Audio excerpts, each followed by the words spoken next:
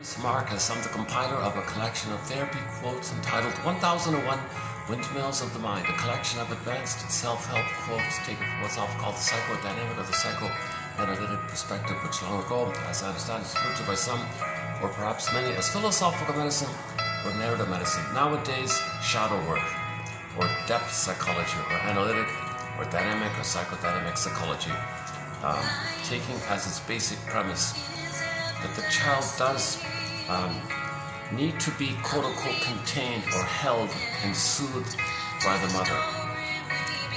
Okay, so there's a thing called affective competence.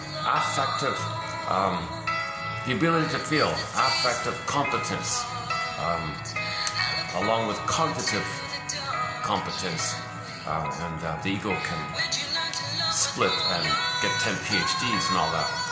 But we're talking about the link between being aware of our feelings, aware of the feelings. Feelings express the needs being met or unmet. Baby has needs.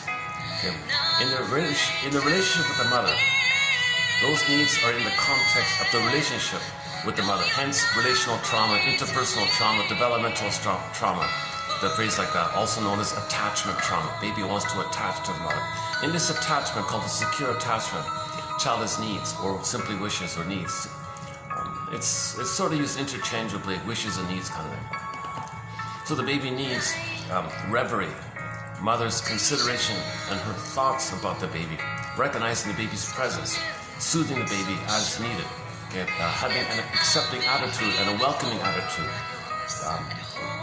being there for the baby, being present for the baby.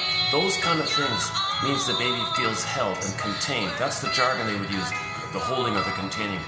So mother's distressed, after the baby a little distressed, mother picks up the signals, soothes the baby, calms the baby. So he was held like that, like a hug, he was held and all that. So that's wired in. Human connections lead to neural connections. Interpersonal leads to intrapsychic. Yeah. Now, Paul Russell, the author we're currently discussing, he kind of makes a link.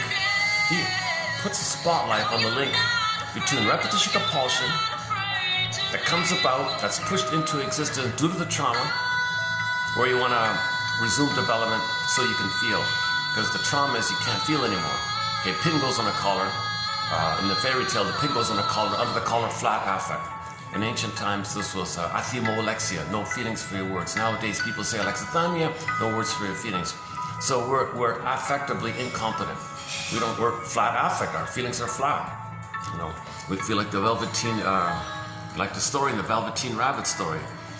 Most people